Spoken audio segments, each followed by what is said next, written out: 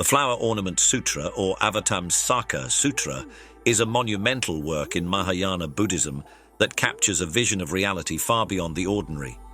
It offers a cosmic perspective, where all beings and phenomena are interconnected in an intricate web of existence. This text is as much an artistic expression of enlightenment as it is a philosophical and spiritual guide. Its sheer vastness reflects the boundlessness of the wisdom it seeks to convey, often described as a universe in literary form. The sutra begins with a magnificent cosmic vision. Imagine countless realms unfolding infinitely, with Buddhas and bodhisattvas illuminating each one with radiance. They appear in countless forms, each suited to the needs and understanding of sentient beings. These appearances are not random but deliberate expressions of compassion, tailored to guide beings toward liberation. This imagery may seem overwhelming, but it serves to break the limitations of ordinary perception, urging us to see the universe as a living, interconnected whole. This opening challenges the way we typically see the world. Often, we navigate life with a narrow focus, perceiving ourselves as separate from others and from the environment around us. But what if we could expand this vision? What if we could see ourselves as part of an infinite web where every action, thought, and feeling resonates across the whole? This shift in perspective is not merely abstract. It can transform how we relate to others and how we understand our place in the world. One of the core teachings of the sutra is the path of the bodhisattva, illustrated through the 10 stages, or bhumis. These stages represent the gradual unfolding of wisdom, compassion, and skillful means leading to Buddhahood. The first stage, called the joyful stage, is characterized by an overwhelming sense of joy upon realizing the potential for enlightenment. This joy is not superficial. It is the deep contentment that arises from recognizing that liberation is possible, not just for oneself, but for all beings.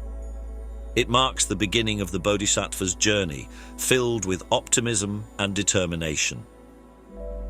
In the second stage, purity, the bodhisattva cultivates a pure heart and mind, free from selfishness and attachment. This stage emphasizes ethical discipline as the bodhisattva begins to live in alignment with the principles of kindness, honesty, and mindfulness. Purity here is not about perfection, but about intention, about striving to act with integrity in all circumstances. The third stage, radiance, is where wisdom begins to shine. The bodhisattva develops a clarity of insight that dispels ignorance, like the sun breaking through clouds. This wisdom is not for personal gain. It is a light that illuminates the path for others, guiding them toward understanding and peace. Each subsequent stage builds upon these foundations, deepening the bodhisattva's capacity for patience, diligence, and meditative absorption. The fourth stage, blazing brilliance, emphasizes perseverance, where the bodhisattva remains steadfast even in the face of immense challenges. The fifth stage, hard to conquer, reflects the bodhisattva's unshakable resolve, where they are no longer swayed by doubt or fear. These stages remind us that the path to enlightenment is not a linear journey, but a spiral of continuous growth and refinement. In our daily lives, these stages can serve as a map for personal development. The joyful stage invites us to begin each day with gratitude, recognizing the opportunities we have to grow and contribute. The stage of purity encourages us to examine our motives, asking whether our actions are rooted in kindness and sincerity. Radiance inspires us to seek clarity in our thoughts and actions, not just for our benefit, but to create a positive impact on those around us. The metaphor of Indra's net is one of the most profound teachings in the sutra. Picture a vast, infinite net, stretching in all directions, with a jewel placed at every intersection.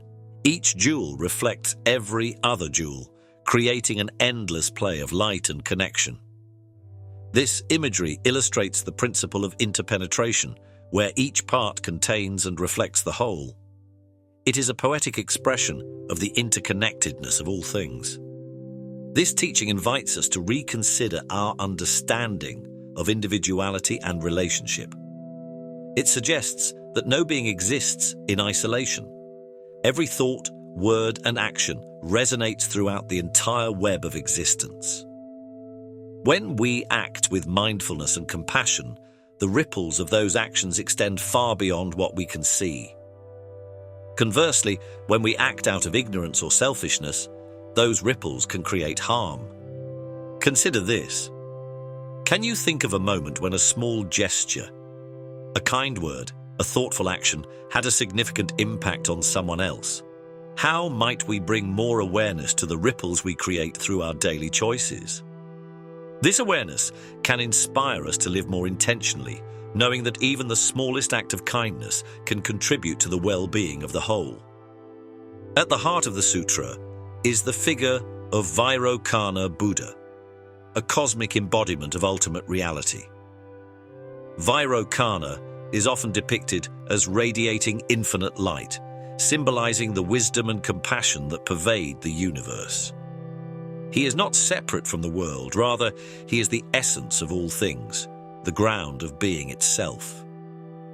This vision challenges the dualistic thinking that sees enlightenment as something distant or otherworldly. Instead, it reminds us that the sacred is inherent in every moment, in every aspect of existence.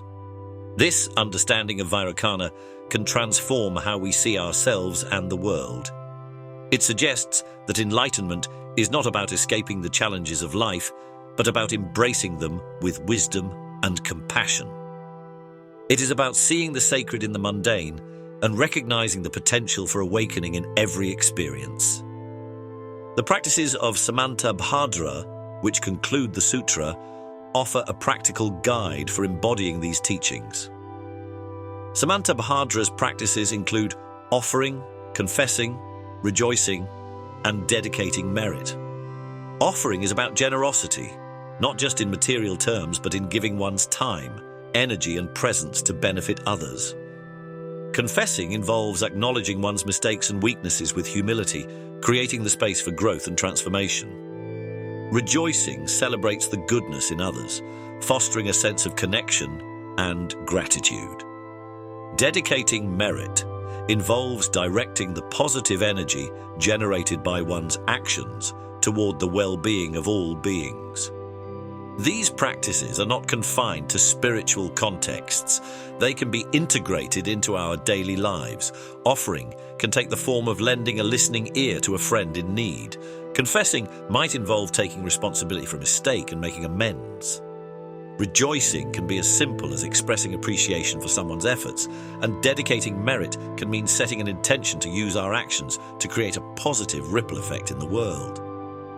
As we reflect on these teachings, consider how they might shape the way we approach our relationships, our work, and our inner lives. How might you embody the qualities of a bodhisattva in your daily interactions? What would it mean to live with the expansive heart of Samantabhadra, dedicating your life to the well-being of others? Thank you for joining for this deep dive into the Flower Ornament Sutra.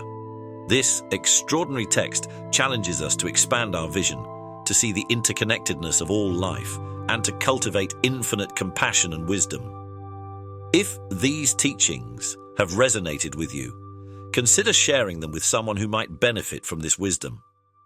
Until next time, may these insights inspire you to live with greater peace, understanding, and intention.